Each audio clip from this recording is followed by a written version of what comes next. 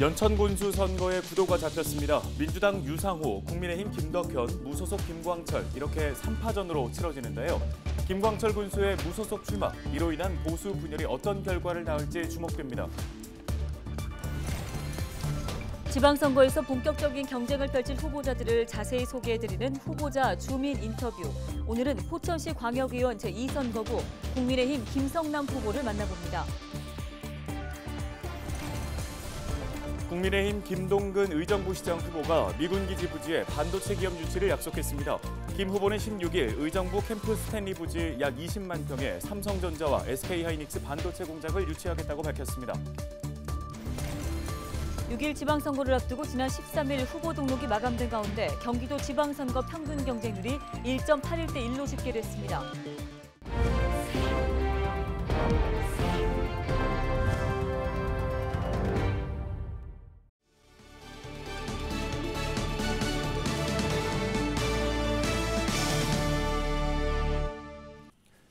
시청자 여러분 안녕하십니까? 헬로티비 뉴스입니다. 오는 6월 1일 치러지는 연천군수 선거에 구도가 잡혔습니다. 더불어민주당 유상호, 국민의힘 김덕현, 무소속 김광철 후보 이렇게 3파전으로 치러지는데요. 네, 김광철 군수의 무소속 출마로 인한 보수 분열이 어떤 결과를 낳을지 주목됩니다. 이지훈 기자입니다. 연천 군수 선거 대진표가 확정됐습니다. 더불어민주당 유상호, 국민의힘 김덕현, 무소속 김광철 이렇게 3파전으로 치러집니다. 후보별 강점은 각양각색입니다. 민주당 유상호 후보는 풍부한 의정활동 경험을, 정말 예산을 어떻게 끌어오고 또 정책들을 어떻게 입안을 시켜서 이거를 정말로 실천을 할 수 있을까라는 그런 경험들을 지금 많이 했습니다. 국민의힘 김덕현 후보는 연천 군정에 대한 폭넓은 이해를, 근 40년 연천 군정에 몸담아온 그 행정가이기 때문에 연천 군정을 속속히 이해하고 있고, 그동안 그 다양한 그 행정 경험.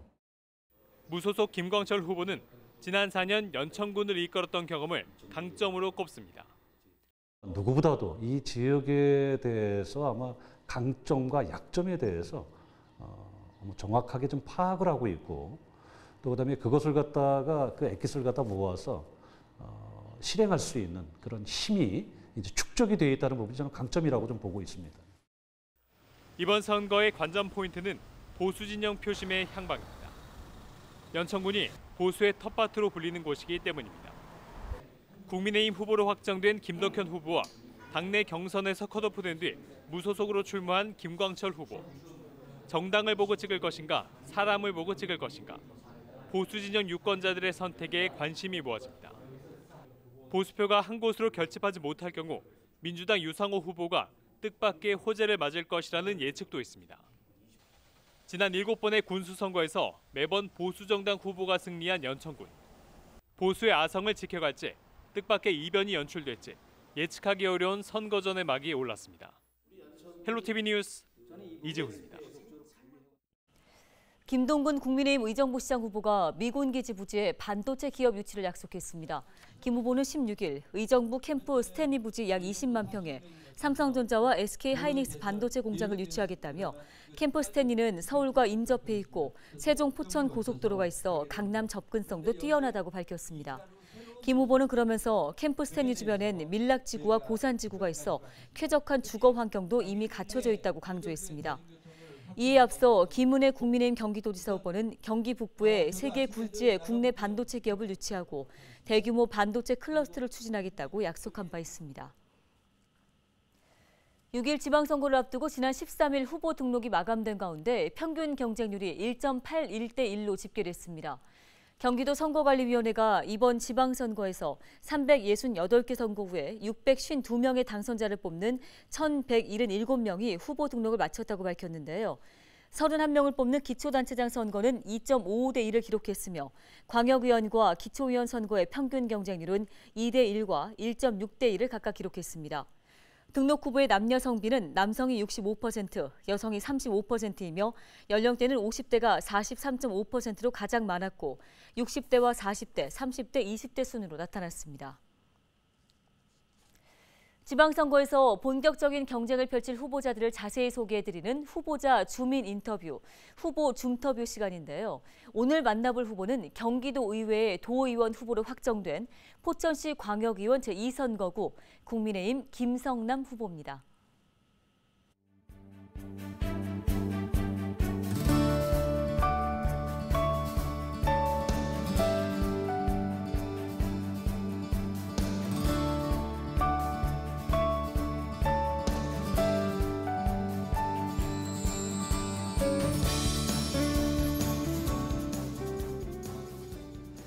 존경하는 포천 시민 여러분, 안녕하십니까? 저는 6월 1일 이번 지방선거에 포천시 제2선거구에 그 도의원으로 출마하게 된 김성남입니다.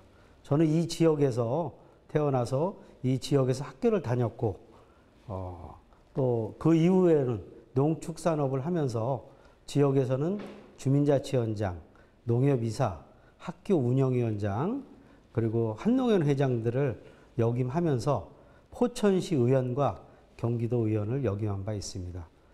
지난 4년을 되돌아봤을 때에 저희 포천은 발전은커녕 점점 후퇴되고 있는 그런 실정입니다. 이것을 봤을 때 정치인들이 정치를 잘못해서 이렇게 포천이 낙후가 되고 발전이 없는 것 같다는 그런 생각을 깊이 생각을 했습니다. 그래서 이번에 다시 한번 제가 경기도 의원에 출마를 해서 내 고향 포천을 살리고 발전시키기 위해서 어려운 결정을 내렸습니다. 지금 앞서서 말씀드린 바와 같이 저는 농축산업을 시작을 하면서 교육 분야에는 제가 8번에 걸쳐서 학교 운영위원장을 두루 걸치고 그 다음에 주민복지 분야에는 주민자치위원장을 2번에 걸쳐서 했습니다. 농업 분야에는 제가 농축산업을 하면서 농협이사, 한농연 회장 등을 걸치고 행정 분야는 시도의원을 역임을 했기 때문에 아주 그 다양한 분야에서 제가 경험을 다 갖추고 그런 능력이 좀 있다고 제 자신이 평가하고 또 시민들께서 또 그렇게 말씀을 해주고 계십니다. 경기도에 가서 많은 예산을 갖다가 우리 포천 발전에 좀 기여하는 그런 몫을 해달라. 그래서 제가 그게 강점인 것 같습니다. 네, 존경하는 포천 시민 여러분, 저는 포천시의원과 경기도 의원을 역임한 김성남입니다. 제가 만약에 도의원에 당선이 되면 그동안의 노하우를 살려서 경기도에 가서 많은 예산을 여러분들한테 갖다 드리겠습니다. 그러면 시장님, 시의원들이 그냥 편안하게 포천 발전을 앞당길 수 있는 그러한 여건을 만들어 드리는데 제가 최대한 노력을 하겠습니다. 많은 성원과 지지를 부탁드리겠습니다. 감사합니다.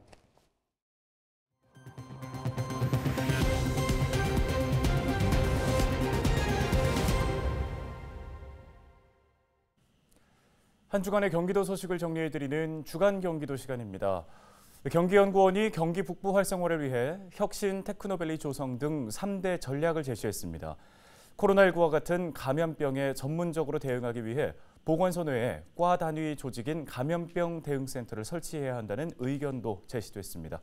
김호 기자가 정리해드립니다. 각종 규제 등으로 오랜 기간 저성장 문제를 겪고 있는 경기 북부 지역 활성화를 위한 3대 전략이 제시됐습니다.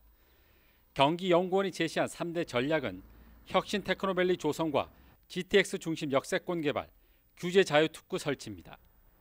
먼저 혁신 테크노밸리는 양주와 포천, 동두천 글로벌 섬유 가죽 패션 산업 특구에 연구개발센터를 설립해 관련 기업들과 연계성을 강화하고 포천과 파주 등 가구 산업체가 많은 지역에 가구 산업 혁신 클러스터를 조성하는 것입니다. 또 GTX 중심 역세권 개발은 GTX-C 노선과 수도권 제1, 2 순환 고속도로를 활용해 경기 동북부 도시들을 유기적으로 연결하고 특히 광역 복합 환승 기능과 함께 교육과 거주, 문화와 레저, 일자리를 해결하는 방안입니다. 끝으로 수도권 대 비수도권으로 양분해온 규제 방식보다는 지역의 발전 상황과 지역 실정을 고려한 맞춤형 규제를 위한 규제 자유 특구 추가 지정입니다. 연구원은 3대 전략을 통해 경기 북부가 일자리와 문화, 주거가 어우러지는 동부권 중심지로 발돋움하기를 기대한다고 밝혔습니다. 경기도는 코로나19와 같은 감염병 대응 역량을 높이기 위해 시군 보건소에 과단위 조직으로 감염병 대응센터를 운영하기로 했습니다. 박건희 경기도 감염병관리지원단장은 팀 단위의 감염병 대응 조직에서 담당 직원의 잦은 인사이동으로 전문성 부족 등 한계에 부딪히고 있다고 밝혔습니다. 이에 따라 보건소 조직 개편을 통해 감염병 대응센터와 같은 독립적인 부서를 설치해 전문적이고 안정적인 대응을 해야 한다고 덧붙였습니다. 구체적인 조직 개편으로는 과단위로 감염병 대응센터를 설치하고 그 아래 감염병 총괄팀과 예방팀, 관리팀과 대응팀, 감염병 클리닉과 환자 관리팀을 두자고 제시했습니다. 더불어 일선 보건소장들은 지속적 예방 관리를 위해 전문 교육 과정 확대와 감염병 전산 시스템 고도화, 시민과의 소통 체계 마련도 주문했습니다. 가격이 저렴한 난방용 등유나 선방용 면세유를 경유에 섞어 건설 공사장 등에 판매한 주유업자 등이 무더기로 적발됐습니다. 경기도 공정특별사법경찰단은 석유 제품을 불법 제조해 판매하거나 정량 미달 판매, 무자료 거래로 세금을 탈루한 25명을 검거해 14명을 검찰에 송치하고 11명은 형사 입건해 수사 중이라고 밝혔습니다.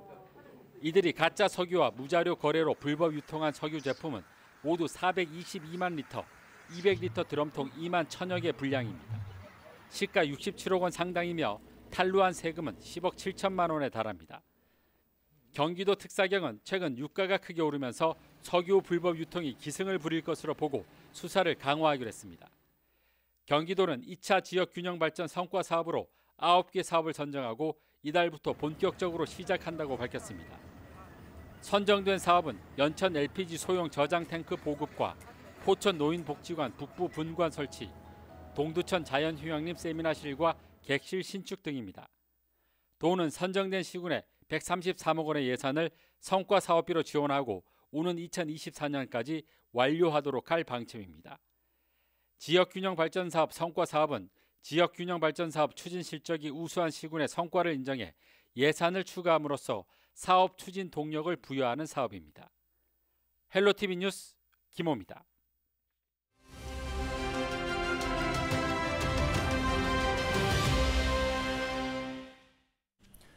양주시 사회복지협의회가 제10회 좋은 이웃들 전국대회에서 보건복지부 장관상을 받았습니다. 지역과 지역민의 이바지한 그간의 활동이 좋은 성과로 이어진 건데요. 네, 양주시 사회복지협의회 황산 회장을 전화 연결해 보겠습니다. 안녕하십니까? 네, 안녕하세요. 예, 지난 2015년부터 보건복지부와 한국사회복지협의회로부터 이제 좋은 이웃들 사업을 위탁받아서 활동 중이신데요. 구체적으로 어떤 일들을 하고 계신지 설명 부탁드립니다. 소외된 우리 이웃들을 관내 행정복지센터나 복지기관에서 지원심사를 요청하면 지원심사회를 통해서 대상자를 선정해서 일가정당 연간 50만 원 이내로 식료품이나 생필품을 지원하는 생계비, 그리고 일시적 긴급한 신체 정신적 치료를 위한 의료비, 그리고 가스비, 수도비, 관리비 등의 체납금을 지원하는 주거비, 이러한 지원을 통해서 지역사회 사각지대 발생 예방 및 복지 체감도를 높이고 있고요. 이를 통해 급속히 도시화되는 양주시에서 사회적 안전망의 역할을 감당하고 있습니다. 네, 여러 사례를 만나보셨을 것 같은데요. 가장 기억에 남는 일화가 있다면 소개를 해주실까요? 네, 저희들이 사업을 시행한 지는 이제 한 7년 차가 됐고요. 1년에 한 25에서 30여 명을 지원하고 있는데요. 그중 기억나는 대상자는 출생 때부터 내성마비 장애를 갖고 출생한 선천성 장애인으로 40대 후반의 여성입니다.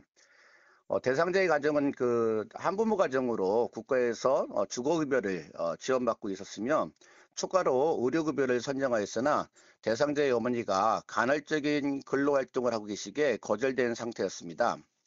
대상자는 선천적 장애인으로 출생 시 뇌성마비 진단을 받아 어렸을 때부터 30대 중반일 때까지 장애인 생활실에서 입소해서 생활했는데요. 이분이 어린 나이 때부터 지속적인 성희롱, 성폭력, 방임, 폭행 등의 인권 유린이 발생하여서 그로 인해 신체뿐만 아니라 정신적으로도 매우 힘든 트라우마를 겪고 있는 장애인 대상자였습니다. 더 안타까운 것은 거주하는 주거 공간인데요. 대상자 가족은 아파트 앞 상가 건물 3층 가정집으로 개조하여 거주 중인데 이 공간은 어느 교회에서 알선해서 주거 공간으로 마련해 준 공간입니다. 이러한 대상자를 지역복지관에서 발굴하였어요. 좋은 이웃들의 생필품과 식료품 지원을 요청하였는데요. 저희는 지원심사회의를 통해서 50만 원을 지원하기로 하여 방을 꾸미며 당장 가정에 필요한 이불과 생필품 그리고 식료품 구입을 지원한 사례가 있습니다. 네, 앞으로도 우리 주변에 도움이 필요한 분들을 위해 많은 일들을 해주시길 바랄 텐데요. 자, 끝으로 이 자리를 빌려서 양주 시민분들께 하시고 싶은 말씀 있으실까요? 이 사회복지는요, 프로그램이 아닙니다. 또한 서비스도 아니라고 저는 생각합니다. 그러면은 사회복지는 무엇인가 하면요, 저는 관심이라고 생각을 합니다. 이웃을 향한 관심, 그리고 시민을 향한 관심. 이런 관심이 우리 사회를 더 따뜻하고 풍요롭게 만들 것입니다. 잠깐의 관심으로 발견된 위기가 발생한 이웃님들이 계시면 저희 양주시 사회복지예배로 연락해 주시고요. 또 함께 참여하시기를 원하시거나 도움의 손길을 제공하실 마음이 있으시다면 언제든지 양주시 사회복지협의회와 함께해 주시면 감사하겠습니다. 네, 오늘 도움 말씀 여기까지 듣겠습니다. 양주시 사회복지협의회 황산 회장이었습니다.